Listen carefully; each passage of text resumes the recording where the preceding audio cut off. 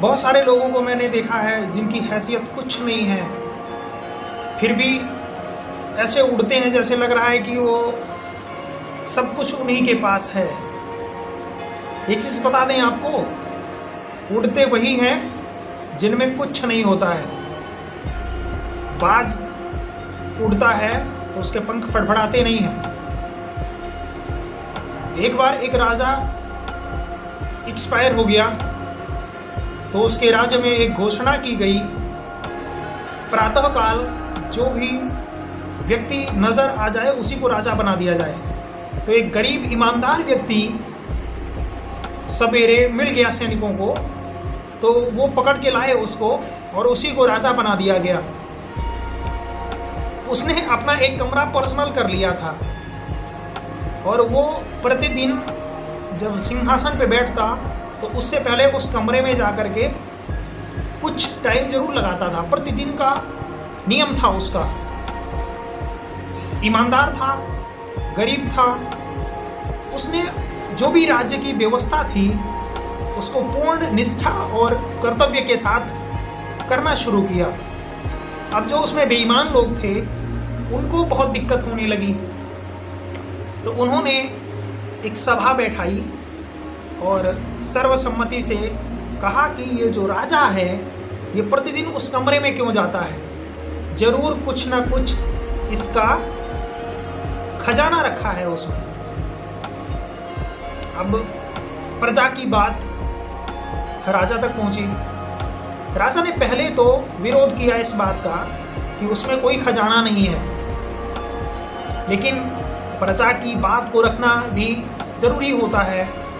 तो राजा ने कहा ठीक है, आप चेक कर सकते हैं कमरा।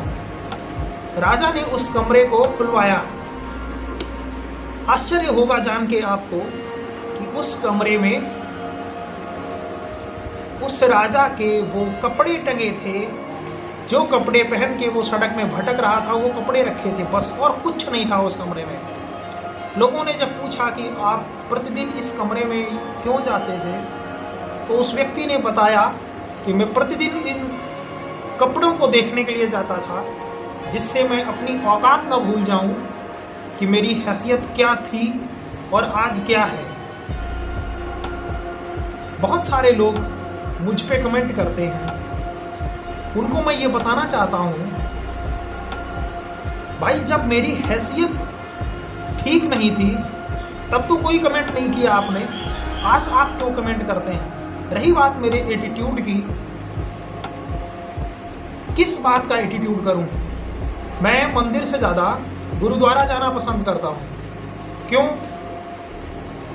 अगर आप लोग कभी गुरुद्वारा गए हैं या कभी पढ़ा है गुरुद्वारे के बारे में, तो वहाँ ऊंची हैसियत वाले लोग जूठी थालियां धोते हैं, सब्जी काटते हैं, और जो बहुत ज़्यादा ऊंची हैसियत जिनकी होती है वो गेट पे जूते साफ करते हैं। जो आप यहाँ से जाते हैं,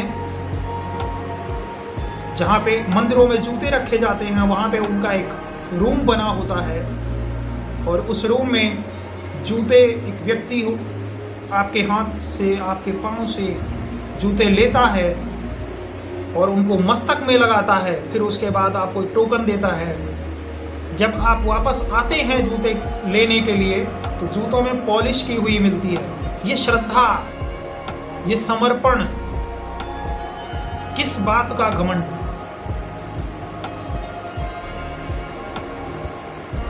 मैं छोटा था, मुझे याद है मेरे एक रिश्तेदार, जब मैं उनके घर पे पहुंच जाता था कभी, तो खाने वाली चीजें अगर खा रहे होते थे तो छिपा देते थे। मेरे एक रिश्तेदार, जरूरत पड़ने पे मैंने उनसे एक बार पैसे के लिए कहा तो उन्होंने कहा कि कर्ज दिलवा सकता हूं। भाई जब आप किसी की समस्या में काम नहीं आ सकते तो वो व्यक्ति क्या कर रहा है, कैसे रह रहा है, कमेंट करने वाले कौन होते हैं आप। मैं बाल बड़े कर लिया, लोग बता रहे बाबा बन गए। अरे भाई, बाल बड़े कर लेने से कोई बाबा नहीं हो जाता। मैं क्या कर रहा हूं, क्या था, क्या हूं। जब मैं बुरी हालात में था, खाने को रोटी नहीं थी, तब आपने कोई कमेंट नहीं किया। आज आप कमेंट कर रहे हैं। लोग बोलते हैं पहले बहुत एटीट्यूड था, अब एटीट्यूड कहाँ चला गया। एटीट्यूड कहीं चला नहीं गया है, बस है ये कि क्या फड़फड़ाना। आप सभी से विनती है कि कमेंट करना बंद करिए और अपनी ज़िंदगी जियो। मैं किसी के काम में टांग नहीं अड़ाता। आशा है कि आप भी मेरे काम में टांग नहीं अड़ाएंगे। मेहनत से कमाता हूँ, इज्जत से खाता हूँ, किसी के आगे हाथ नहीं फैलाता। बस इतना भरोसा है, भगवान ने जब मुंह बनाया है तो रोटी भी देंगे। एक लाइन मैंने पढ़ी थी, जब दांत न थे तब दूध दियो, अब दांत दिए तो को अन्न भी दे हैं। जल में थल में पशु पक्षिन में सबकी सुध लेत वो तेरी ले हैं। जान को देत अजान को देत जहान को देत वो तो को भी दे हैं। रे मन मूर्ख सोच करे क्यों, सोच करे कछु हाथ नहीं। आज एक नाम बहुत पॉपुलर चल रहा है, सुशील कुमार, पहलवान सुशील कुमार, जिसने देश के लिए गोल्ड मेडल जीते। क्या हालात हैं उसके आज। उसका एक शो आता था रोडीज, मैं देखता था। तो सुशील कुमार किसी भी व्यक्ति को, बहुत सारे शोज में कई सारे लोगों को उसने धक्के मार के निकाला। भाई वो उनका काम था, निकाल दिया। कहां से कहां पहुंच गया था और कहां से कहां आ गया। खत्म हो गई जिंदगी उसकी। पद, प्रतिष्ठा, बल, पैसा सब खत्म। किस बात का एटीट्यूड करें।